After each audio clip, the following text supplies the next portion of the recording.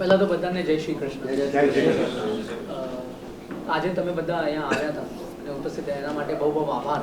તમે તમારા સમય કાઢીને અહીંયા આવ્યા. બધા પોતાના વ્યસ્ત ક્યાં ન્યૂઝમાં તમે આખા દિવસ અહીંયા કાઢ્યા એટલા માટે બહુ બહુ આભાર. આપણને પહેલાં જે હાથીનું રેસ્ક્યુ સેન્ટર છે એ આપણને બધા જોયા, જે ગજનું અમે સેવા કરીએ છીએ એ બધાને આપણને બધા ત્યાં હોસ્પિટલ જોયું, ત્યાં કિચન જોયું, એના પછી ત્યાં જે કિચનમાં રસોઈ ઘર છે એ પણ તમને જોયું, જે અમે લડ્ડુ બનાવીએ છીએ, ખીચડી બનાવીએ છીએ અને આખું અમે સેવાનું કામ કર્યું છે. તો આજે છે આ સેવાલય છે, આ ચિડિયાઘર નથી. અમે આ પ્રાણી સેવાલય કરે છે. અહીંયા સેવાનું જ કામ. અને હાથીમાં અમારી પાસે હમણાં સુધી અમે 200થી વધારે હાથીને રેસ્ક્યુ કર્યા છે, અહીંયા લાવ્યા છે. 600 એકરમાં આખો જંગલનું વાતાવરણ બનાવ્યું છે. ત્યાં અમે લેક, જે મોટું તલાવ કહેવાય, એ પણ બનાવ્યું છે. 10-12 એકરના તલાવ, આવા 3-4 તલાવ બનાવ્યા છે. અને જે બીમાર હાથી હોય, જે હાથી માનસિક અને શારીરિક રૂપથી જેને મદદનું જરૂર, જેને રાહતનું જરૂર, એ અમે અહીંયા કરીએ છીએ. સર્જરીઝ કરીએ છીએ. અને સાથમાં અમે હાથીઓ માટે એન્ડોસ્કોપી મશીન્સ પણ લાવ્યા છે, એનાથી પણ સર્જરી થાય. અને અમે હાઇડ્રો પૂલ બનાવ્યા છે હાથી માટે અને બીજા મેડિકલ નીડ્સ માટે, હાથીના જે પણ નીડ્સ હોય એના માટે અમે કાર્ય કર્યા છે. રેસ્ક્યુ સેન્ટરમાં આપણને બધાને જોયા, બહુ વિશાળ હોસ્પિટલ અહીંયા બનાવી છે વાઇલ્ડ લાઈફ માટે. અને અમે આવું પ્રયત્ન કરીએ છીએ કે આ હોસ્પિટલ વિશ્વનું સૌથી વિશાળ અને સૌથી મોડર્ન હોસ્પિટલ વાઇલ્ડ લાઈફ માટે અહીંયા બને.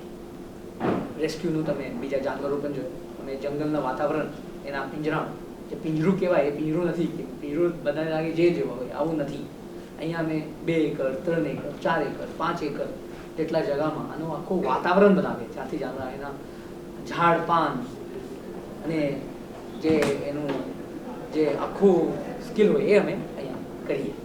વનતારા તો એક જે વનતારા જે છે એ નામ એ ખાલી એક વિચાર છે.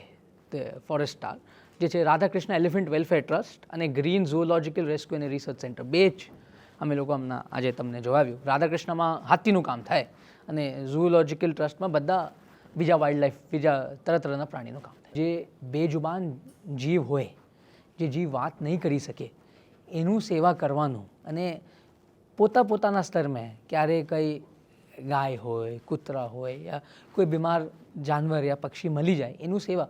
મારું એ છે કે જાનવરનું સેવા કરવાનું ભગવાનનું કામ છે. અને એ જે કરે બહુ પુણ્ય પ્રાપ્ત થાય અને અંદરથી પણ શાંતિ મળે અને બહુ ખુશી મળે. અને તમે જાનવરને બચાવો, એ જ મારું એ જ વિનંતી છે બધાથી. સર, સેવા કરવાનું આપણે પ્રેરણા ક્યાંથી મળે?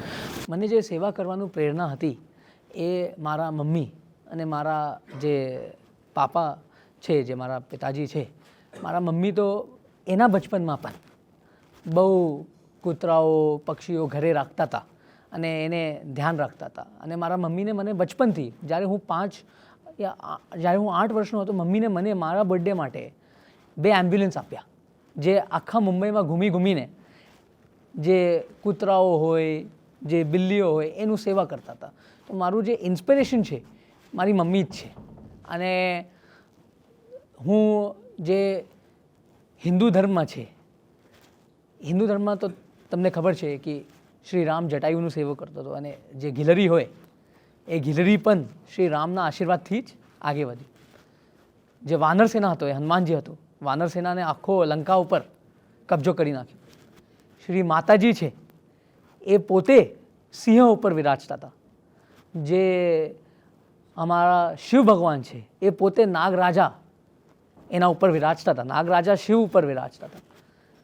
તો હિન્દુ ધર્મથી આ જ મળે કે આજે કુદરતી આ જાનવર બનાવીએ છીએ. તો જે આ જાનવરોનું સેવા કરવા જે ભાવ છે એ તો ભગવાનનું જ સેવા કરવાનું. હમણાં રૂબરૂ તો અમે ભગવાનને નહીં જોઈ શકીએ, પણ એના જે આ બધું છે, જે જાનવરો બનાવ્યું છે એનું જ સેવા કરવાનું જે મોકા મળે એ આવું છે ભગવાનનું સેવા કરવામાં. અને શ્રી કૃષ્ણ હાથી ઘોડા પાલકી જય કનૈયા લાલ કી, તો જે શ્રી કૃષ્ણ છે એ પણ ગાયો હાથી ઘોડાનું સેવા કરતા હતા. અને શ્રી કૃષ્ણ કીધું કે બધા જીવ એક છે, મનુષ્ય યા જાનવર બધા એક છે. અને અમારા ઋગ્વેદામાં પણ આ જ આવી છે. તો એ મને બહુ ઇન્સ્પાયર કરે. સર ખાસ કરીને આપે સર ખાસ આપે હેરિંગોનની વાત કરી, થોડુંક ઓપરેશન થિયેટર વિશે પણ સમજાવજો. અને એમાં કંઈક એવું પણ છે કે આપણે વિડીયો કોન્ફરન્સિંગ દ્વારા વિદેશના તો જે ઓપરેશન થિયેટર છે ને સાહેબ, આપણને જે આ જોયું એ ઓપરેશન થિયેટર કોઈ પણ ઓપરેશન હ્યુમન ઓપરેશન થિયેટર જે કહેવાય એનાથી 4 ગુણો એડવાન્સ છે. આમાં અમારા પાસે રોબોટિક સર્જરી થાય.